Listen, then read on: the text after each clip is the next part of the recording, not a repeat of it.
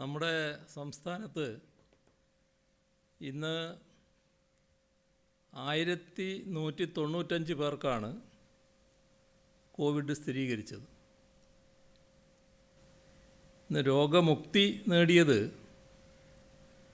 1234 പേരാണ്. രോഗം ബാധിച്ചവരിൽ 971 പേർക്ക് സമ്പർക്കത്തിലൂടെയാണ് രോഗബാധ. അതിൽ ഉറവിടമറിയാത്തത് 79 പേരുണ്ട്. വിദേശത്ത് നിന്ന് വന്ന 66 പേർ, മറ്റ് സംസ്ഥാനങ്ങളിൽ നിന്നെത്തിയ 125 പേർ, 13 ഹെൽത്ത് വർക്കർമാരുണ്ട്. 7 മരണമാണ് ഇന്ന് റിപ്പോർട്ട് ചെയ്തത്. കോഴിക്കോട് ചോമ്പാല 66 വയസ്സുള്ള പുരുഷോത്തമൻ, കോഴിക്കോട് തന്നെ ഫറോക്കിൽ 73 വയസ്സുള്ള പ്രഭാകരൻ, കോഴിക്കോട് കക്കട്ട് 70 വയസ്സുള്ള മരക്കാർകുട്ടി, കൊല്ലത്ത് വെളിനല്ലൂർ 58 വയസ്സുള്ള അബ്ദുൽ സലാം, കണ്ണൂർ ഇരിക്കൂർ 59 വയസ്സുള്ള യശോദ, കാസർഗോഡ് ഉടുമ്പുത്തല 76 വയസ്സുള്ള അസൈന റാജി, എറണാകുളത്ത് തൃക്കാക്കര 83 വയസ്സുള്ള ജോർജ് ദേവസി. ഇത്രയും ആളുകളാണ് മരണമടഞ്ഞത്. ഇവരുടെ നിര്യാണത്തിൽ അനുശോചനം രേഖപ്പെടുത്തുന്നു. പോസിറ്റീവായവരുടെ ജില്ല തിരിച്ചുള്ള കണക്ക്: തിരുവനന്തപുരം 274, മലപ്പുറം 167, കാസർഗോഡ് 128, എറണാകുളം 120, ആലപ്പുഴ 108,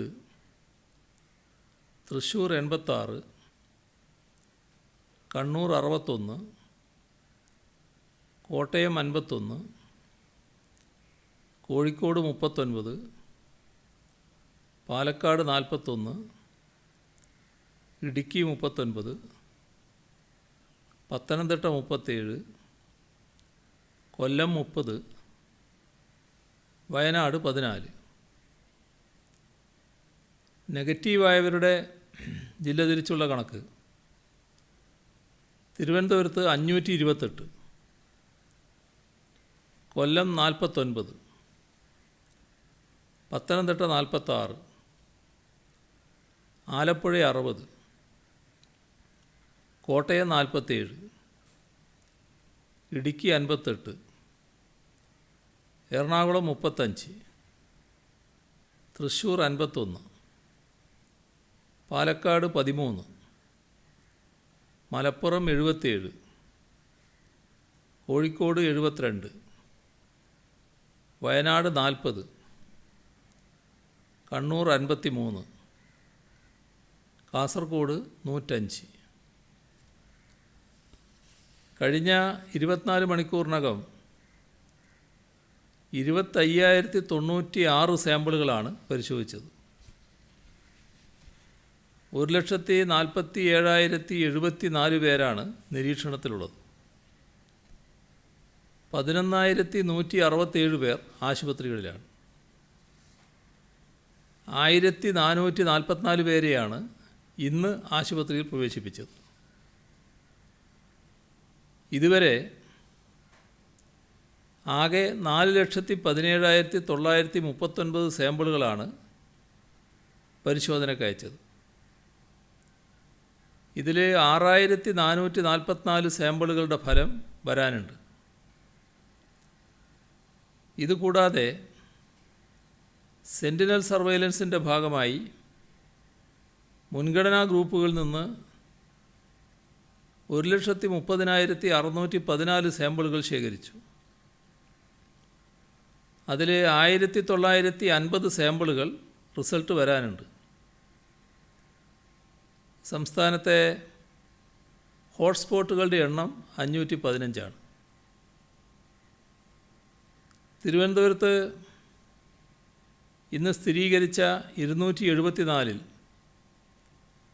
248 സമ്പർക്ക രോഗബാധിതരാണ്. പൂന്തുറ, വിഴിഞ്ഞം എന്നീ സ്ഥലങ്ങളിൽ രോഗവ്യാപന സാധ്യത കുറയുന്നുണ്ട്. എന്നാൽ അപകടാവസ്ഥ അയഞ്ഞിട്ടില്ല. ലാർജ് കമ്മ്യൂണിറ്റി ക്ലസ്റ്ററുകളിൽ ഇന്നലെ 2011 കോവിഡ് പരിശോധനകൾ നടത്തി. അതിൽ 203 പോസിറ്റീവായി. കള്ളിക്കാട്, വെള്ളറട, നെയ്യാറ്റിൻകര മുനിസിപ്പാലിറ്റി ഈ ലിമിറ്റഡ് ക്ലസ്റ്ററുകൾ ലാർജ് കമ്മ്യൂണിറ്റി ക്ലസ്റ്ററുകളായി മാറാനുള്ള സാഹചര്യം നിലനിൽക്കുകയാണ്. ഈ 3 പ്രതിരോധ പ്രവർത്തനങ്ങൾ ശക്തമാക്കിയിട്ടുണ്ട്. ആഗസ്റ്റ് 5, 6 തീയതികളിൽ മത്സ്യബന്ധനത്തിന് പോകരുത് എന്ന നിർദ്ദേശം വന്നിട്ടുണ്ട്. അതിൻ്റെ അടിസ്ഥാനത്തിൽ മത്സ്യബന്ധനാനുമതി ആഗസ്റ്റ് 5 എന്നത് 7-ലേക്ക് മാറ്റിയിരിക്കുകയാണ്. പത്തനംതിട്ട ജില്ലയിൽ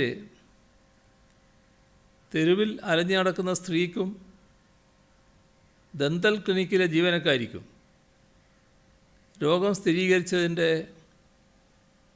ഉറവിടം വ്യക്തമാകാത്തതിനെ തുടർന്ന് പുറമുറ്റത്ത്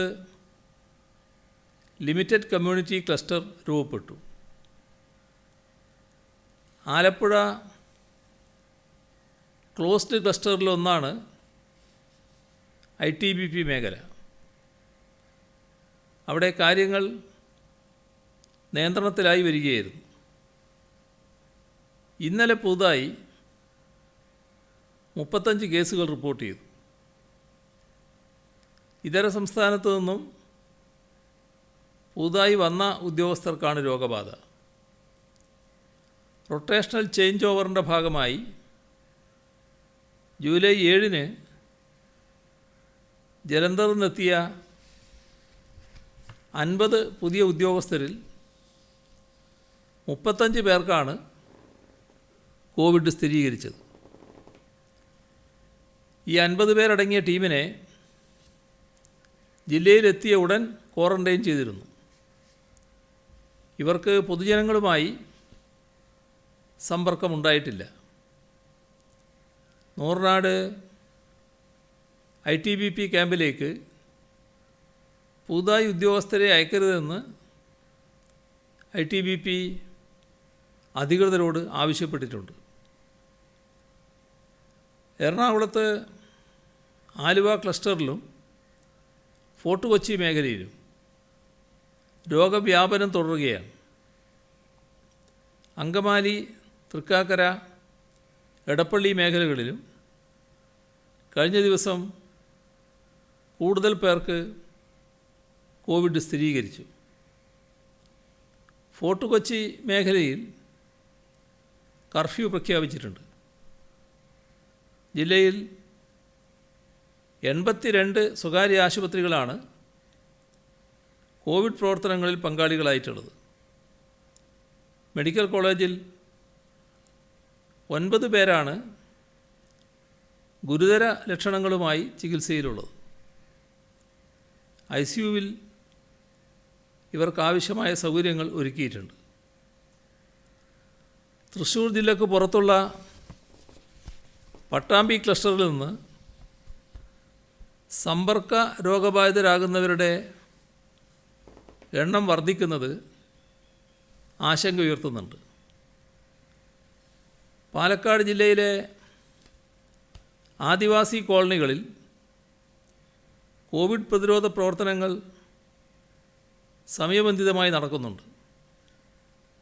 പുറത്തുനിന്ന് ആളുകൾ വരുന്നത് തടയുന്നതിനായി ആരോഗ്യം, ട്രൈബൽ, വനം വകുപ്പുകളുടെ നേതൃത്വത്തിൽ പറമ്പിക്കുളം ഉൾപ്പെടെയുള്ള മേഖലകളിൽ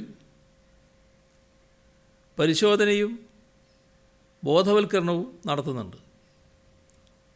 അട്ടപ്പാടി മേഖലയിലെ കോവിഡ് ബാധിതർക്കായി 420 കിടക്കകളോടെ ഫസ്റ്റ് ലൈൻ ട്രീറ്റ്മെൻറ്റ് സെൻ്ററുകൾ സജ്ജമാക്കിയിട്ടുണ്ട്. കോഴിക്കോട് കുട്ടികൾക്ക് കോവിഡ് സ്ഥിരീകരിക്കുന്ന സംഭവങ്ങൾ റിപ്പോർട്ട് ചെയ്യപ്പെട്ടിട്ടുണ്ട്. കഴിഞ്ഞ ദിവസം ബന്ധുക്കൾ മരണ വീട്ടിൽ കൊണ്ടുപോയ 8 മാസം പ്രായമുള്ള കുഞ്ഞിന് രോഗം സ്ഥിരീകരിച്ചിരുന്നു. 5 വയസ്സിന് താഴെയുള്ള 5 കുട്ടികൾക്കും സമ്പർക്കത്തിലൂടെ രോഗബാധയുണ്ടായതായി കണ്ടെത്തി. കുഞ്ഞുങ്ങളുടെ കാര്യത്തിൽ ഒരു ജാഗ്രതക്കുറവും ഉണ്ടാകാൻ പാടില്ല. വയനാട്ടിൽ പേരിയ പുലച്ചിക്കുനി പട്ടികവർഗ കോളനിയിലെ 2 വീടുകളിലായി 11 പേർക്ക് രോഗം സ്ഥിരീകരിച്ചു. പരിസരത്തെ മുഴുവൻ വീടുകളിലും കോളനികളിലും പരിശോധന ഊർജിതമാക്കുകയും ശക്തമായ മുൻകരുതൽ നടപടികൾ സ്വീകരിക്കുകയും ചെയ്തിട്ടുണ്ട്. കണ്ണൂർ ഗവൺമെൻറ് മെഡിക്കൽ കോളേജിലെ സ്ഥിതി മെച്ചപ്പെട്ടിട്ടുണ്ട്. 93 ആരോഗ്യ പ്രവർത്തകർ ഉൾപ്പെടെ 125 പേർക്കാണ് രോഗബാധ ഉണ്ടായിരുന്നത്. നിലവിൽ 60 ആരോഗ്യ പ്രവർത്തകർ ഉൾപ്പെടെ 93 കേസുണ്ട്. ഇവിടെ 1292 ടെസ്റ്റുകൾ നടത്തി. കോവിഡ് ഇതര രോഗ ചികിത്സക്കുള്ള OP നിയന്ത്രണം ഒരാഴ്ച കൂടി തുടരും. ഇന്ന് ഒരു പ്രമുഖ മാധ്യമം റിപ്പോർട്ട് ചെയ്തത് കോവിഡ് ബാധിതരുടെ സമ്പർക്കം ഉൾപ്പെടെ കണ്ടെത്താൻ നിയോഗിക്കപ്പെട്ടതോടെ പോലീസിന് പിടിപ്പത് പണിയായി എന്നാണ്. അവർ തന്നെ വീണ്ടും നിലവിലെ കോവിഡ് പ്രതിരോധത്തിന് പോലും പോലീസ് ഇല്ലാതിരിക്കെയാണ് പുതിയ നിർദ്ദേശം എന്ന് പറയുന്നുണ്ട്. അതേ മാധ്യമ സ്ഥാപനം തന്നെ കോവിഡ് പ്രതിരോധത്തിൻ്റെ അധിക ചുമതല ഏൽപ്പിച്ചതിൽ പോലീസിലും പ്രതിഷേധം പുകയുന്നു. ജോലിഭാരം ഇരട്ടിയാകുന്നതും രോഗവ്യാപന സാധ്യത വർദ്ധിക്കുന്നതുമാണ് പോലീസുകാരുടെ ആശങ്ക. ഇത്തരത്തിലൊരു നിരീക്ഷണവും അവർ നടത്തിയിട്ടുണ്ട്. ഇതിൽ കാര്യങ്ങൾ വളരെ വ്യക്തമാണ്. കോവിഡ് പ്രതിരോധത്തിൽ എല്ലാ ഘട്ടത്തിലും ആരോഗ്യ പ്രവർത്തകരും പോലീസുമുണ്ട്. തദ്ദേശഭരണ സ്ഥാപനങ്ങളുടെ പ്രതിനിധികളും അവരുടെ ഇടപെടലും തുടക്കം മുതലേയുണ്ട്. എന്നാൽ തുടർച്ചയായ അധ്വാനം, വിശ്രമരാഹിത്യം സ്വാഭാവികമായും ആരിലും ക്ഷീണമുണ്ടാക്കും. അത് ആരോഗ്യ പ്രവർത്തകരിലും ക്ഷീണമുളവാക്കിയിട്ടുണ്ട്. ഇപ്പോൾ രോഗവ്യാപന ഘട്ടമാണ്. ആദ്യഘട്ടത്തിലുണ്ടായ ദൗത്യ രീതിയല്ല ഈ രോഗവ്യാപന ഘട്ടത്തിൽ. ഇപ്പോൾ രോഗികളുടെ എണ്ണം കൂടുകയാണ്. വീടുകളിൽ നിരീക്ഷണത്തിലുള്ളവരും കൂടുകയാണ്. പ്രൈമറി കോണ്ടാക്റ്റുകളുടെ എണ്ണം കൂടി. വീടുകളിൽ നിരീക്ഷണത്തിൽ കഴിയുന്നവർ, അവരുടെ എണ്ണവും കൂടി. കോണ്ടാക്റ്റ് ട്രേസിങ് കൂടുതൽ വിപുലമായി മാറി. നമ്മുടെ നാട്ടിൽ CFLTCകൾ സ്ഥാപിച്ചതോടെ ആ രംഗത്തും പുതുതായി ശ്രദ്ധിക്കേണ്ടി വരുന്നു. മൊബൈൽ യൂണിറ്റുകൾ കൂടുതലായി, ടെസ്റ്റിംഗ് സൗകര്യങ്ങൾ വർദ്ധിപ്പിച്ചു. ഇതെല്ലാം ആരോഗ്യ പ്രവർത്തകരുടെ ജോലിഭാരം ഗണ്യമായി വർദ്ധിപ്പിച്ചു. വീടുകളിൽ ചികിത്സക്കുള്ള സംവിധാനം ഒരുക്കുമ്പോൾ വീണ്ടും ജോലിഭാരം വർദ്ധിക്കാനുണ്ടാവുക. അത്തരമൊരു ഘട്ടത്തിൽ ആരോഗ്യ പ്രവർത്തകരെ കൂടുതൽ സഹായിക്കേണ്ടതുണ്ട്. ഇപ്പോൾ സമ്പർക്കം കണ്ടെത്തുന്നതിന് സാങ്കേതിക സംവിധാനങ്ങൾ കൂടി ഉപയോഗിക്കുക.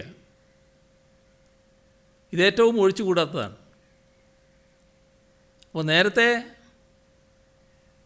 ആരോഗ്യ പ്രവർത്തകർ വിശ്രമരഹിതമായി ജോലി ചെയ്തു വരുന്നു. ഇപ്പോഴുള്ള അനുഭവം വലിയ തോതിൽ രോഗവ്യാപനം വരുന്നു. അപ്പോൾ ആ സാഹചര്യത്തിൽ പോലീസിനെ കൂടി ഇതിൻ്റെ ഭാഗമായി ഉപയോഗിക്കുകയാണ്. പോലീസ് എല്ലാവർക്കും മനസ്സിലാവും, ആരോഗ്യ പ്രവർത്തകർ ചെയ്യേണ്ട ജോലിയല്ല പോലീസ് ചെയ്യുക. ആരോഗ്യ പ്രവർത്തകർ ചെയ്യേണ്ട ജോലിയൊക്കെ ആരോഗ്യ പ്രവർത്തകർ തന്നെ ചെയ്യും. അപ്പോൾ ആരോഗ്യ പ്രവർത്തകരുടെ ജോലി എന്തോ പോലീസിന് കൈമാറുന്നു എന്നൊരു തെറ്റിദ്ധാരണ സൃഷ്ടിക്കാനൊരു ശ്രമം നടന്നിട്ടുണ്ട്. അതേസമയം പോലീസിന് അധിക ജോലി ഏൽപ്പിക്കുന്നുണ്ട്. അത് ആരോഗ്യ പ്രവർത്തകരെയും ആരോഗ്യ സംവിധാനത്തെയും വലിയ തോതിൽ ഇടപെട്ട് സഹായിക്കുക എന്നുള്ളത് തന്നെയാണ്. അത്തരമൊരു തീരുമാനം തെറ്റിദ്ധാരണ സൃഷ്ടിക്കും വിധം പ്രചരിപ്പിച്ചാൽ എങ്ങനെയുണ്ടാവും? ഇവിടെ അപൂർവം ചിലർക്ക് ഒരു മാനസികാവസ്ഥയുണ്ട്. എങ്ങനെയെങ്കിലും ഏത് വിധേനയെങ്കിലും രോഗവ്യാപനം ഒന്ന് വലിയ തോതിലാവണം. അത്തരം മാനസികാവസ്ഥയുള്ളവർക്ക് മാത്രമേ ഈ നിലപാടിനെ ആക്ഷേപിക്കാൻ കഴിയൂ. ആരോഗ്യ പ്രവർത്തകരുടെ ഇടപെടലുകൾ, അവർ അനുഷ്ഠിക്കുന്ന ത്യാഗപൂർവമായ സേവനം, ഇതിനെക്കുറിച്ച് അറിയാത്തവർ ഈ കേരളത്തിൽ ആരാ ഉള്ളത്? എല്ലാ ഘട്ടത്തിലും അവരെ അഭിനന്ദിക്കുകയും വേണ്ട സഹായങ്ങൾ അവർക്ക് നൽകണമെന്ന നിലപാട് സ്വീകരിക്കുമല്ലേ സർക്കാർ ചെയ്തിട്ടുള്ളത്? ഇപ്പോൾ ഈ വാർത്താ സമ്മേളനം എടുത്താൽ തന്നെ എത്രയോ വാർത്താ സമ്മേളനങ്ങളിൽ ഈ കാര്യം നേരത്തെ ആവർത്തിച്ച് പറഞ്ഞിട്ടുണ്ടല്ലോ. കാരണം അത്രയ്ക്ക് ത്യാഗനിർഭരമായ പ്രവർത്തനമല്ലേ ആരോഗ്യ പ്രവർത്തകർ നടത്തുന്നത്. ഇപ്പോൾ റിവേഴ്സ് ക്വാറൻറ്റൈൻ്റെ കാര്യം, റിവേഴ്സ് ക്വാറൻറ്റൈനിൽ കഴിയേണ്ടവരുടെ എണ്ണം വളരെ കൂടുതലാണ് നമ്മുടെ നാട്ടിൽ. അതുകൊണ്ട് തന്നെ അവരുടെ ചികിത്സ, പരിചരണം അതിൽ കൂടുതൽ ശ്രദ്ധിക്കേണ്ടതായിട്ടുണ്ട്. അതിനോടൊപ്പം കോൺടാക്ട് ട്രേസിംഗ് പോലുള്ള പ്രവർത്തനങ്ങൾ, ഇതൊക്കെ ഒരു കൂട്ടർ തന്നെ തുടർച്ചയായി ചെയ്യുമ്പോൾ മനുഷ്യരല്ലേ, മനുഷ്യസഹജമായ ക്ഷീണമുണ്ടാവില്ലേ? അതൊരു രീതിയിലുള്ള തളർച്ച അവരെ ബാധിക്കില്ലേ? ഈ ഒരു സാഹചര്യത്തിലാണ് മറ്റു രീതിയിലുള്ള സഹായം അത് ചെയ്യാൻ കഴിയുന്നത് പോലീസിനാണ്. ആരോഗ്യ പ്രവർത്തകർ പ്രവർത്തിക്കുന്നതോടൊപ്പം തന്നെ അതിൻ്റെ പൂർണ്ണതയിലെത്തിക്കുന്നതിനുള്ള ഇടപെടൽ പോലീസിൻ്റെ ഭാഗത്തുനിന്നുണ്ടാവുക. ഇപ്പോൾ ഒരുപാട് യാത്ര ചെയ്തവരുണ്ടാകാം. അപ്പോൾ അത്തരം ആളുകളുടെ സമ്പർക്ക പട്ടിക വിപുലമാകും. അങ്ങനെയുള്ള സാഹചര്യങ്ങളിൽ സൈബർ സഹായം ഉൾപ്പെടെ ആവശ്യമായി വരും. മൊബൈൽ സേവനദാതാക്കളെ ബന്ധപ്പെടേണ്ടതായി വരും. ഇത്തരം കാര്യങ്ങളിൽ പോലീസിനല്ലേ ശരിയായ രീതിയിൽ ഇടപെടാൻ കഴിയുക? അപ്പോൾ അതിനെ കാണേണ്ടത് എങ്ങനെയാണ്? ആരോഗ്യ പ്രവർത്തകരെ ഈ കാര്യത്തിൽ സഹായിക്കാൻ പോലീസിന് മികച്ച രീതിയിൽ സാധിക്കുമെന്നല്ലേ? അതിനുള്ള സംവിധാനങ്ങൾ, അന്വേഷണ മികവ്, അതെല്ലാം പോലീസിനല്ലേ ഉള്ളത്. നാം കാണേണ്ടത് ഇപ്പോൾ നമുക്ക് മുന്നിലുള്ളത് ഗൗരവമേറിയൊരു ദൗത്യമാണ്. ഇതുവരെ സമ്പർക്ക വ്യാപനത്തെക്കുറിച്ച് അന്വേഷിച്ച് കണ്ടെത്തുകയും സമ്പർക്കം മൂലം രോഗസാധ്യതയുള്ളവരെ നിരീക്ഷണത്തിലാക്കുകയും ചെയ്ത ഹെൽത്ത് ഇൻസ്പെക്ടർമാർക്ക് പോലീസ് ആവശ്യമായ സഹായം നൽകിയിരുന്നു. പക്ഷേ രോഗവ്യാപനം വർദ്ധിച്ച ഈ ഘട്ടത്തിൽ ആ ഉത്തരവാദിത്വം കൂടുതലായി പോലീസിനെ ഏൽപ്പിക്കുകയാണ്. അക്കാര്യത്തിൽ ഒരു തെറ്റിദ്ധാരണയും വേണ്ടതില്ല. കോൺടാക്ട് ട്രേസിങ്ങിന് പോലീസിൻ്റെ അന്വേഷണ മികവ് ഉപയോഗിക്കുമെന്ന് പറയുന്നത് ആ മേഖലയിൽ പഴുതുകളടച്ചുള്ള സമീപനം ഉണ്ടാകണമെന്നതുകൊണ്ട് തന്നെയാണ്. ഇത് പറഞ്ഞപ്പോൾ ചിലർക്ക് തോന്നി ആരോഗ്യ പ്രവർത്തകരെ ആകെ ഒഴിവാക്കുകയാണോ എന്ന്. അത്തരം തോന്നലുകളെ രാഷ്ട്രീയ നേട്ടത്തിനായി ഉപയോഗിക്കാൻ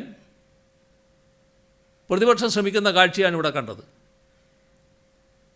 ഈ തീരുമാനം സംസ്ഥാനത്തെ പോലീസ് രാജിലേക്ക് നയിക്കുമെന്നാണ് പ്രതിപക്ഷ നേതാവ് ആക്ഷേപിച്ചത്. യഥാർത്ഥത്തിൽ എന്ത് കണ്ടിട്ടാണ് ഈ ആക്ഷേപം? ഒരു ഭാഗത്ത് ആരോഗ്യ പ്രവർത്തകരുടെ അവഗണന എന്ന ആക്ഷേപം ഉന്നയിക്കുക, മറുഭാഗത്ത് പോലീസ് സംവിധാനത്തിൻ്റെ ഇടപെടൽ മരവിപ്പിക്കുക. രണ്ടും നടന്നാലോ? കോവിഡ് അതിൻ്റെ വഴിക്ക് പറന്നു പിടിക്കും. അത് അറിയാത്ത ആളാണോ പ്രതിപക്ഷം, അല്ലെങ്കിൽ പ്രതിപക്ഷ നേതാവ്? ഈ ഒരു സമീപനമല്ലേ കഴിഞ്ഞ ദിവസം നാം കണ്ടത്?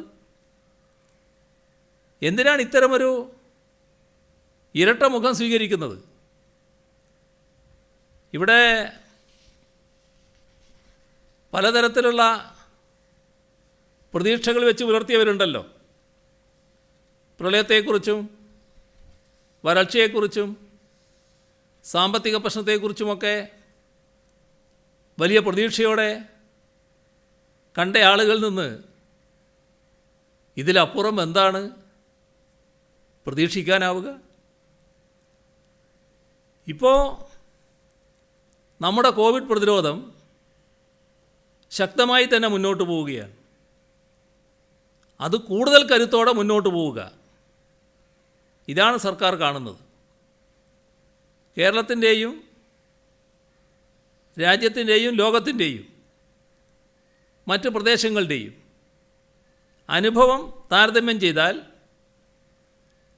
നാം എത്രമാത്രം മുന്നേറിയെന്ന് വ്യക്തമാവും. എന്നിട്ടും പറയുകയാണ് ഇവിടെ സർക്കാർ പരാജയപ്പെട്ടുവെന്ന്. ആരോടാണിത് പറയുന്നത്? സർക്കാരിനൊപ്പം കോവിഡ് പ്രതിരോധ യജ്ഞത്തിൽ പങ്കാളികളാകുന്ന ഈ നാട്ടിലെ ജനങ്ങളോടോ? ആ ജനങ്ങളിൽ എല്ലാവരുമില്ലേ? ഏതെങ്കിലും ഒരു പ്രത്യേക വിഭാഗക്കാർ മാത്രമാണോ ഈ കോവിഡ് പ്രതിരോധ പ്രവർത്തനത്തിൽ പങ്കാളികളായിട്ടുള്ളത്? കോവിഡ് പ്രതിരോധ പ്രവർത്തനത്തിൽ പങ്കാളികളായി നിൽക്കുന്ന തങ്ങൾക്ക് സ്വാധീനിക്കാൻ പറ്റുന്ന ആളുകളെ അടർത്തി മാറ്റുക,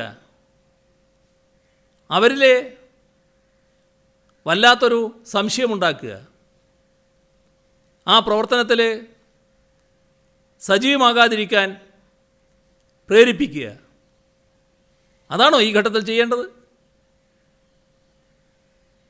നാം നമ്മുടെ നാടിൻ്റെ അനുഭവം കാണുന്നുണ്ടല്ലോ. ജനങ്ങളാകെ ഒരുമയോടെ തന്നെ കോവിഡ് പ്രതിരോധ പ്രവർത്തനത്തിൽ പങ്കാളികളാകുന്ന നിലയല്ലേ കാണുന്നത്. ഇത്തരം ആക്ഷേപം ഉന്നയിക്കുന്നവരുടെ ആക്ഷേപങ്ങൾക്ക് വില കൽപ്പിച്ചിരുന്നുവെങ്കിൽ ഇന്ന് കാണുന്ന അതേ കാഴ്ച ഉണ്ടാവുമോ? അപ്പോൾ ജനങ്ങൾ കാര്യങ്ങൾ കൃത്യമായി തിരിച്ചറിയുന്നു എന്നാണ് കാണേണ്ടത്. ഒരു കാര്യമേ ഈ ഘട്ടത്തിൽ ഓർമ്മിപ്പിക്കാനുള്ളൂ. പ്രതിപക്ഷം ആരോപണങ്ങൾ ഉയർത്തിക്കൊണ്ടിരിക്കും. പ്രതിപക്ഷ നേതാവ് പറഞ്ഞത് വിമർശനങ്ങളെ പോസിറ്റീവായി എടുക്കണമെന്നാണ്. നല്ല കാര്യമാണത്. വിമർശനങ്ങൾ തള്ളിക്കളയുന്ന സർക്കാരല്ല ഇത്. പക്ഷേ വിമർശനങ്ങൾക്ക് പകരം തെറ്റായ പ്രചരണങ്ങളും കോവിഡ് പ്രതിരോധം തകർക്കാനുള്ള കുത്തിത്തിരിപ്പുകളും കൊണ്ടുവരരുത് എന്ന് മാത്രം. കെട്ടുകഥകൾ ചുമന്നു കൊണ്ടുവരുമ്പോൾ അക്കാര്യത്തിൽ സർക്കാരിനൊന്നും ചെയ്യാൻ കഴിയില്ല. അതിൻ്റെ ഭാരം അത് ചുമക്കുന്നവർ തന്നെ പേറേണ്ടി വരും. കാര്യമായ രോഗലക്ഷണമില്ലാത്തവർക്കും മറ്റ് രോഗങ്ങളില്ലാത്തവർക്കും വീട്ടിൽ ചികിത്സ നൽകാം എന്ന നിർദ്ദേശം കഴിഞ്ഞയാഴ്ച തത്വത്തിൽ അംഗീകരിച്ചിരുന്നു. കേന്ദ്ര സർക്കാരും ആരോഗ്യ വിദഗ്ധരും നമ്മുടെ വിദഗ്ധ സമിതിയും നിർദ്ദേശമനുസരിച്ചാണ് ആ തീരുമാനമെടുത്തത്. അന്ന് ഇതിനെ ചിലർ വളച്ചൊടിച്ചു. സംസ്ഥാനം ചികിത്സയിൽ നിന്നും പിന്മാറുന്നു എന്നാണ് പറയാൻ തയ്യാറായത്. അതേപോലൊരു പ്രചരണമാണ് ഇപ്പോഴും നടക്കുന്നത്. അതുകൊണ്ടാണ് കൂടുതൽ സഹായം നൽകാനുള്ള ചുമതല പോലീസിന് നൽകിയത്. അതിനെ മറ്റൊരു തരത്തിൽ ചിത്രീകരിച്ച്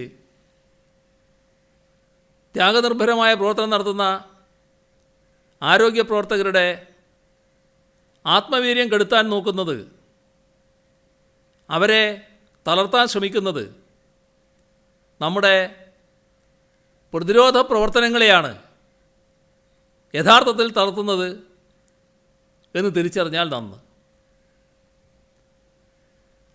അപകടത്തിലാക്കുന്നത് സമൂഹത്തെ ഒന്നാകെയാണ്.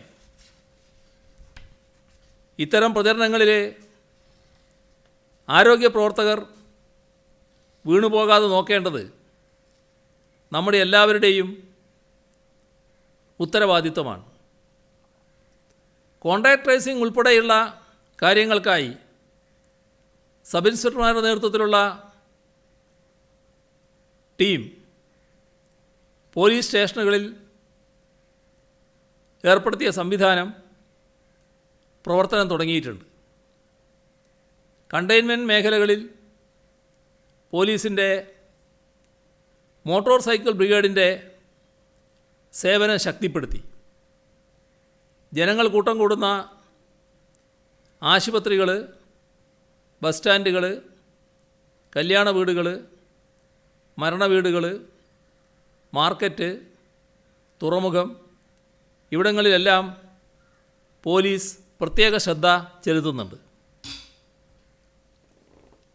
കണ്ടെയ്ൻമെൻറ്റ് സോൺ അല്ലാത്ത സ്ഥലങ്ങളിൽ മാസ്ക് ധരിക്കലും വാഹനങ്ങളിലെ അധിക യാത്രക്കാരുടെ എണ്ണവും പരിശോധിക്കുന്നതിന് പ്രധാന കേന്ദ്രങ്ങളിൽ വാഹന പരിശോധന ശക്തമാക്കും. പൊതുസ്ഥലങ്ങളിൽ എല്ലാവരും സാമൂഹ്യ അകലം പാലിക്കുന്നുണ്ടെന്ന് ഉറപ്പാക്കും. മാസ്ക് ധരിക്കാത്ത 7300 സംഭവങ്ങൾ സംസ്ഥാനത്ത് ഇന്ന് റിപ്പോർട്ട് ചെയ്തിട്ടുണ്ട്. ക്വാറന്റൈൻ ലംഘിച്ച 4 പേർക്കെതിരെ ഇന്ന് കേസ് രജിസ്റ്റർ ചെയ്തു. കടലാക്രമണം തുടരുന്ന സാഹചര്യത്തിൽ ആവശ്യമായ പ്രവൃത്തികൾ അടിയന്തര പ്രാധാന്യം നൽകി ആരംഭിക്കും. ഇത് സംബന്ധിച്ച കാര്യങ്ങളിൽ തീരുമാനമെടുക്കാൻ ധനകാര്യം, ജലവിഭവം, ഫിഷറീസ് എന്നീ വകുപ്പുകൾ കൂട്ടായി ചർച്ച ചെയ്യും. നേരത്തെ തീരുമാനിച്ച കാര്യങ്ങൾ യുദ്ധകാലാടിസ്ഥാനത്തിൽ പൂർത്തിയാക്കും. നിലവിൽ അനുമതി നൽകിയ പ്രവൃത്തികളുണ്ട്. അത്തരം പ്രവൃത്തികളിൽ തുടർ നടപടി ഉടൻ സ്വീകരിക്കാൻ നിർദ്ദേശം നൽകിയിട്ടുണ്ട്. കടലാക്രമണം തടയാൻ ഹ്രസ്വകാല പദ്ധതിയും ദീർഘകാല പദ്ധതികളും ഇത് രണ്ടിനും രൂപം നൽകും. അതേസമയം അടിയന്തരമായി ചെയ്യേണ്ട കാര്യങ്ങളുണ്ട്. തീരദേശ ജില്ലകൾക്ക് അടിയന്തര പ്രവൃത്തികൾക്ക് പണം അനുവദിച്ചിട്ടുണ്ട്. പൊന്നാനിയിലെ സമ്പൂർണ്ണ കടൽഭിത്തി നിർമ്മിക്കണമെന്ന ആവശ്യം പരിഗണനയിലുണ്ട്. ശംഖുമുഖം റോഡ് സംരക്ഷിക്കുന്ന നടപടികളും സ്വീകരിക്കും. ഇന്ന് റിപ്പോർട്ട് മഴ കനക്കുന്നുവെന്ന് തന്നെയാണ്. കേന്ദ്ര കാലാവസ്ഥാ വകുപ്പ് വിവിധ ജില്ലകളിൽ അതിതീവ്ര മഴയുണ്ടാകുമെന്നാണ് പ്രവചിച്ചിട്ടുള്ളത്.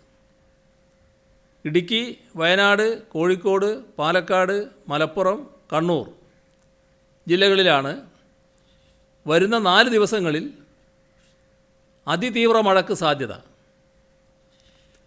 അതിതീവ്ര മഴയോടൊപ്പം ഉരുൾപൊട്ടൽ, മണ്ണിടിച്ചിൽ, വെള്ളപ്പൊക്കം തുടങ്ങിയവയുടെ സാധ്യതയും കൂടുതലാണ്.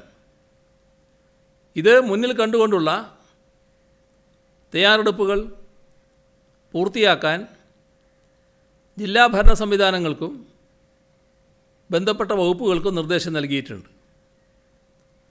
റെഡ് അലേർട്ട് നിലനിൽക്കുന്ന ഉരുൾപൊട്ടൽ സാധ്യത മേഖലകളിലുള്ളവരെ മുൻകരുതലിൻ്റെ ഭാഗമായി മാറ്റി താമസിപ്പിക്കും. നീലഗിരി കുന്നുകളിൽ അതിതീവ്ര മഴയുണ്ടാകുന്നത് വയനാട്, മലപ്പുറം ജില്ലയുടെ കിഴക്കൻ മേഖല, പാലക്കാട് ജില്ലയുടെ വടക്ക് കിഴക്കൻ മേഖല എന്നിവിടങ്ങളിൽ അപകട സാധ്യത വർദ്ധിപ്പിക്കും. ഇടുക്കി ജില്ലയിൽ അതിതീവ്ര മഴ പെയ്യുന്നത് എറണാകുളം ജില്ലയെയും ബാധിക്കാനിടയുണ്ട്. പ്രവചനാതീതമായ ഈ സാഹചര്യത്തിൽ കാലാവസ്ഥാ മുന്നറിയിപ്പുകളെ ഗൗരവത്തിൽ കാണണം. ജില്ലാതല പ്രവചനമായതിനാൽ തങ്ങളുടെ പ്രദേശത്ത് നിലവിൽ മഴയില്ലെങ്കിൽ മുന്നറിയിപ്പിനെ അവഗണിക്കുന്ന രീതി നാട്ടിലുണ്ട്. പ്രധാന അണക്കെട്ടുകളിൽ ജലനിരപ്പ് ഗണ്യമായി ഉയർന്നിട്ടില്ല. വൈദ്യുതി വകുപ്പിൻ്റെ പെരിങ്ങൽകുത്ത്, കല്ലാർകുട്ടി, ലോവർ പെരിയാർ ഈ അണക്കെട്ടുകളിൽ നിന്ന് നിയന്ത്രിത അളവിൽ ജലം പുറത്തേക്ക് വിടുന്നുണ്ട്. മുൻകരുതലിൻ്റെ ഭാഗമായി ജലസേചന വകുപ്പിൻ്റെ ചില അണക്കെട്ടുകളിലും ജലം പുറത്തേക്ക് ഒഴുക്കുന്നുണ്ട്. മണിമലയാറിൽ മാത്രമാണ് വാണിംഗ് ലെവലിനോട് അടുത്തുള്ള ജലനിരപ്പുള്ളത്. പക്ഷേ നദികളിൽ പെട്ടെന്ന് ജലനിരപ്പ് ഉയരുന്ന സാഹചര്യം പ്രത്യേകം ശ്രദ്ധിക്കുന്നുണ്ട്. ഉരുൾപൊട്ടൽ, മണ്ണിടിച്ചൽ സാധ്യതയുള്ളതിനാൽ മലയോര മേഖലയിലേക്കുള്ള രാത്രി ഗതാഗതം ഒഴിവാക്കേണ്ടതാണ്. കാറ്റ് വീശുന്നതിനാൽ മരങ്ങൾ വീണും പോസ്റ്റുകൾ വീണും അപകടങ്ങൾ ഉണ്ടാകാനിടയുണ്ട്. ഇതും ശ്രദ്ധിക്കേണ്ടതാണ്. ദുരിതാശ്വാസ ക്യാമ്പുകളിലേക്ക് മാറേണ്ടുന്ന ഘട്ടങ്ങളിൽ കോവിഡ് മാനദണ്ഡങ്ങൾ ഉറപ്പുവരുത്തും. ക്വാറന്റൈനിൽ കഴിയുന്നവർ, രോഗലക്ഷണമുള്ളവർ, കോവിഡ് ബാധിക്കുന്നത് മൂലം കൂടുതൽ അപകട സാധ്യതയുള്ളവർ, സാധാരണ ജനങ്ങൾ എന്നിങ്ങനെ 4 തരത്തിൽ ക്യാമ്പുകൾ സംഘടിപ്പിക്കാനാണ് ദുരന്ത നിവാരണ അതോറിറ്റി നിർദ്ദേശം നൽകിയിട്ടുള്ളത്. ശക്തമായ മഴ പെയ്യുന്ന സാഹചര്യത്തിൽ നദികളിലോ മറ്റ് ജലാശയങ്ങളിലോ കുളിക്കാനോ മീൻ പിടിക്കാനോ മറ്റാവശ്യങ്ങൾക്ക് ഇറങ്ങാനോ പാടുള്ളതല്ല. ജലാശയങ്ങൾക്ക് സമീപം കയറി കാഴ്ച കാണുകയോ സെൽഫി എടുക്കുകയോ കൂട്ടം കൂടി നിൽക്കുകയോ ചെയ്യാനും പാടില്ല. കടലാക്രമണ സാധ്യതയുള്ളതിനാൽ തീരദേശവാസികൾ ജാഗ്രത പാലിക്കുകയും വേണം. കഴിഞ്ഞ ദിവസം സിവിൽ സർവീസ് പരീക്ഷാഫലം പ്രസിദ്ധീകരിച്ചു. അതിൽ കേരളത്തിൽ നിന്ന് 50-ലധികം ഉദ്യോഗാർത്ഥികളാണ് റാങ്ക് ലിസ്റ്റിൽ ഇടം നേടിയത്. അതിൽ തന്നെ ആദ്യ 100 റാങ്കുകളിൽ 10 മലയാളികൾ ഉൾപ്പെടുന്നുവെന്നത് അഭിമാനകരമായ നേട്ടമാണ്. വിജയികളായ എല്ലാവർക്കും സ്തുത്യർഹമായ രീതിയിൽ ജനസേവനം ചെയ്യാൻ കഴിയട്ടെ. നാടിൻ്റെ വികസനത്തിന് മുതൽക്കൂട്ടാകാൻ സാധിക്കട്ടെ എന്ന് ആശംസിക്കുന്നു. ഇന്ന് മന്ത്രിസഭാ യോഗം ചേർന്നിരുന്നു. കോവിഡ് വ്യാപനത്തിൻ്റെ പശ്ചാത്തലത്തിൽ നാട്ടിലെത്തി വിദേശത്തെ ജോലിസ്ഥലങ്ങളിലേക്ക് മടങ്ങിപ്പോകാൻ കഴിയാത്ത പ്രവാസികൾക്ക് 5000 രൂപ വീതം ധനസഹായം നൽകുന്നതിന് മുഖ്യമന്ത്രിയുടെ ദുരിതാശ്വാസ നിധിയിൽ നിന്ന് 50 കോടി രൂപ നോർക്ക റൂട്ട്സിന് അനുവദിക്കാൻ തീരുമാനിച്ചു. നേരത്തെ നൽകിയ 8.5 കോടിക്ക് പുറമെയാണിത്. കോവിഡ് പ്രതിരോധ പ്രവർത്തനം നിർവഹിക്കുന്ന NHM ജീവനക്കാരുടെ പ്രതിഫലം പരിമിതമാണ്. അതുകൊണ്ട് തന്നെ NHMൻ്റെ കീഴിൽ കരാർ ദിവസവേതനാടിസ്ഥാനത്തിൽ നിയമിക്കപ്പെടുന്നവർക്ക് കൂടുതൽ ആനുകൂല്യങ്ങൾ നൽകും. ഇൻസെൻറ്റീവും റിസ്ക് അലവൻസും ഏർപ്പെടുത്തുകയാണ്. ഇതിന് പ്രതിമാസം 22,68,00,000 രൂപ അധിക ബാധ്യതയായി അനുവദിക്കും. മെഡിക്കൽ ഓഫീസർ, സ്പെഷ്യലിസ്റ്റ് എന്നിവരടക്കമുള്ളവർ ഗ്രേഡ് 1-ലായിരിക്കും. ഇവരുടെ വേതനം കുറഞ്ഞത് 40,000 എന്നത് 50,000 ഉയർത്തും. 20% റിസ്ക് അലവൻസും അനുവദിക്കും. Senior consultant, dental surgeon, Ayush ഡോക്ടർമാർ തുടങ്ങിയവർ അടങ്ങുന്ന 2ാം കാറ്റഗറിക്ക് 20% റിസ്ക് അലവൻസ് അനുവദിക്കും. 3ാമത്തെ വിഭാഗത്തിൽ staff nurse, junior health inspector, pharmacist, technician തുടങ്ങിയവരാണുള്ളത്. ഇവരുടെ പ്രതിമാസ വേതനം കുറഞ്ഞത് 13,500 രൂപയാണ്. അത് 20,000 രൂപയായി ഉയർത്തും. 25% റിസ്ക് അലവൻസും അനുവദിക്കും. ലാസ്റ്റ് ഗ്രേഡ് ജീവനക്കാർക്ക് ദിവസവേതനത്തിന് പുറമെ 30% റിസ്ക് അലവൻസ് അനുവദിക്കും. കോവിഡ് പ്രവർത്തനങ്ങളുടെ നടത്തിപ്പിന് അധിക ജീവനക്കാരുണ്ടെങ്കിൽ ഇൻസെൻറ്റീവും റിസ്ക് അലവൻസും പുതുതായി നിയമിക്കപ്പെടുന്ന എല്ലാ ജീവനക്കാർക്കും ലഭ്യമാക്കും. വിവിധ രോഗങ്ങൾക്കുള്ള കോവിഡ് ഹെൽത്ത് പോളിസി പാക്കേജുകൾ KSP സ്കീമിൻ്റെ പരിധിയിൽ വരാത്ത ജീവനക്കാർക്കും നൽകും.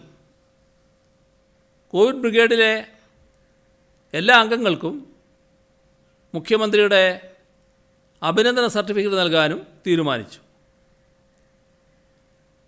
2020-21 അധ്യയന വർഷം സർക്കാർ എയ്ഡഡ് ഹയർ സെക്കൻഡറി സ്കൂളുകളിൽ നിബന്ധനകൾക്ക് വിധേയമായി +1 കോഴ്സുകളിൽ മാർജിനൽ സീറ്റ് വർധന വരുത്തും. കാസർഗോഡ്, കോഴിക്കോട്, വയനാട്, മലപ്പുറം, പാലക്കാട്, കണ്ണൂർ ജില്ലകളിൽ 20%, മറ്റ് ജില്ലകളിൽ 10%മാണ് വർധന വരുത്തുക.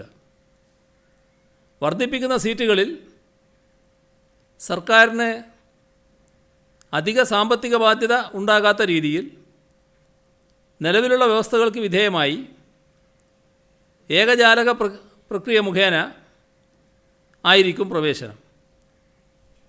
അൺഎയ്ഡഡ് ഹയർ സെക്കൻഡറി സ്കൂളിലെ ബാച്ചുകൾക്ക് മാർജിനൽ സീറ്റ് വർധനവ് ബാധകമല്ല. നാഷണൽ ഹെൽത്ത് മിഷൻ സമർപ്പിച്ച ഹോസ്പിറ്റൽ മാനേജ്മെൻറ്റ് കമ്മിറ്റികൾക്ക് കോവിഡ് മഹാമാരിയുടെ സാഹചര്യത്തിൽ ഉണ്ടായ വരുമാന നഷ്ടം കണക്കിലെടുത്ത് 36,36,00,000 രൂപ മുഖ്യമന്ത്രിയുടെ ദുരിതാശ്വാസ നിധിയിൽ നിന്ന് അനുവദിക്കാൻ തീരുമാനിച്ചു. 2018 മഹാപ്രളയത്തിൽ നാശനഷ്ടങ്ങൾ സംഭവിച്ച വ്യാപാരി ക്ഷേമ ബോർഡ് അംഗങ്ങളല്ലാത്ത 10,800 വ്യാപാരികൾക്ക് 5,000 രൂപ വീതം ധനസഹായം അനുവദിക്കാൻ 5,40,00,000 രൂപ ദുരിതാശ്വാസ നിധിയിൽ നിന്നും അനുവദിക്കാൻ തീരുമാനിച്ചു. റവന്യൂ അതോറിറ്റി, ബന്ധപ്പെട്ട തദ്ദേശഭരണ സ്ഥാപനത്തിലെ ജനപ്രതിനിധി, സെക്രട്ടറി ഇവർ നൽകുന്ന റിപ്പോർട്ടിൻ്റെ സാക്ഷ്യപത്രത്തിൻ്റെ അടിസ്ഥാനത്തിലായിരിക്കും ധനസഹായം. രാത്രി 7 മണി മുതൽ രാവിലെ 6 മണി വരെ രാത്രി ഷിഫ്റ്റുകളിൽ സ്ത്രീകൾക്ക് ഫാക്ടറികളിൽ ജോലി ചെയ്യാൻ അനുമതി നൽകുന്നതിന് 1948 ഫാക്ടറീസ് ആക്ട് സെക്ഷൻ 66 ഭേദഗതി ചെയ്യാൻ ഓർഡിനൻസ് പുറപ്പെടുവിക്കുന്നതിന് ഗവർണറോട് ശുപാർശ ചെയ്യാൻ തീരുമാനിച്ചു. സഹകരണ വകുപ്പിൽ 1986 മുതൽ താൽക്കാലികാടിസ്ഥാനത്തിൽ തുറന്നു വരുന്ന കുടിശ്ശിക നിവാരണ ഓഡിറ്റർമാരുടെ 75 തസ്തികകൾ ധനകാര്യ വകുപ്പ് നിർദ്ദേശിച്ച വ്യവസ്ഥകൾക്ക് വിധേയമായി 1/1/20 മുതൽ പ്രാബല്യത്തിൽ സ്ഥിരം തസ്തികകളായി മാറ്റുന്നതിന് അനുമതി നൽകാൻ തീരുമാനിച്ചു.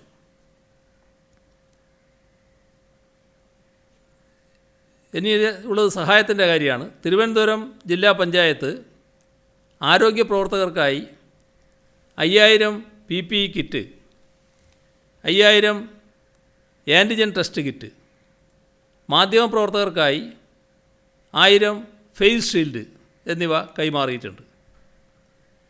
DYFI പത്തനംതിട്ട ജില്ലാ കമ്മിറ്റി 750 TV വിതരണം ചെയ്തു. കൊല്ലം ജില്ലയിലെ Pavithreswaram KNN MHSS VHS Sreechithravilasam LP school എന്നിവരുടെ നേതൃത്വത്തിൽ 42 വിദ്യാർത്ഥികൾക്ക് TV. KM Mani youth brigade Kaduthuruthy നിയോജകമണ്ഡലത്തിലെ 46 വിദ്യാർത്ഥികൾക്ക് TV, tablet computer, mobile phone എന്നിവ നൽകി. KSTA തോടന്നൂർ സബ് ജില്ലാ committee, KSTA Memunda higher secondary school unit committee ഇവയുടെ നേതൃത്വത്തിൽ 116 കുട്ടികൾക്ക് ഓൺലൈൻ പഠന സൗകര്യം ഒരുക്കി. വെട്ടിക്കവല ഗവൺമെൻറ് ഹയർ സെക്കൻഡറി സ്കൂളിലെ പൂർവ്വ വിദ്യാർത്ഥി സംഘടനയായ GMHS gems of 85-86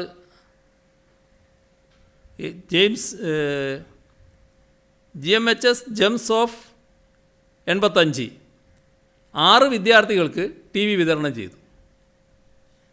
higher secondary national service scheme Karunagappally cluster CFLTCയിലേക്ക് 3 ലക്ഷം രൂപയുടെ സാധനങ്ങൾ കൈമാറി. CPIM കോവളം ഏരിയ കമ്മിറ്റിയുടെ നേതൃത്വത്തിൽ M. അലിയാർ ചാരിറ്റബിൾ സൊസൈറ്റി CFLTCയിലേക്ക് 75,000 രൂപയുടെ സാധനങ്ങൾ കൈമാറി. കേരള സംസ്ഥാന വികലാംഗക്ഷേമ കോർപ്പറേഷൻ CFLTCകളിലെയും റിവേഴ്സ് ക്വാറന്റൈൻ കേന്ദ്രങ്ങളിലെയും ആരോഗ്യ പ്രവർത്തകർക്കായി 1 ലക്ഷം രൂപയുടെ PPE കിറ്റ് കൈമാറി. ദുരിതാശ്വാസ നിധിയിലേക്ക് സഹായം നൽകിയവരാണ് ജനാധിപത്യ മഹിളാ അസോസിയേഷൻ എടക്കാട് ഏരിയ കമ്മിറ്റി 3,05,000 രൂപ, അഖിലേന്ത്യാ ജനാധിപത്യ മഹിളാ അസോസിയേഷൻ മലപ്പട്ടം, വളക്കൈ, പയ്യാവൂർ, എരുവേശി, ചുളിയാട്, പടിയൂർ, ശ്രീകണ്ഠാപുരം, കാഞ്ഞിലേരി, ചെങ്ങളായി വില്ലേജുകളിൽ വിവിധ ചാലഞ്ച് നടത്തി സ്വരൂപിച്ച 1,10,400 രൂപ. Kerala state service pensioners union Pilicode Maniyat unit 1,05,000 രൂപ. Padma Bhushan Kuzhur Narayana Marar foundation secretary MNS Nair തൻ്റെ 80ാം പിറന്നാൾ ആഘോഷത്തിന് കരുതിയ 1 ലക്ഷം രൂപ. കൂത്തുപറമ്പ് പഴയ നിരത്ത് PP നാണു മാസ്റ്റർ സാംസ്കാരിക കേന്ദ്രം 52,040 രൂപ. KSRTA CITU general secretary CK Harikrishnan അമ്മയുടെ മരണാനന്തര ചടങ്ങുകൾക്ക് നീക്കിവെച്ച തുകയിൽ നിന്ന് 50,000 രൂപ. ചെറുവത്തൂർ പഞ്ചായത്ത് കമ്മിറ്റി 41,800 രൂപ. NREG വർക്കേഴ്സ് യൂണിയൻ പടന്ന പഞ്ചായത്ത് കമ്മിറ്റി 34,350 രൂപ. ഇത്രയും വിവരങ്ങളാണ് ഇന്ന് പങ്കുവെക്കാനുള്ളത്.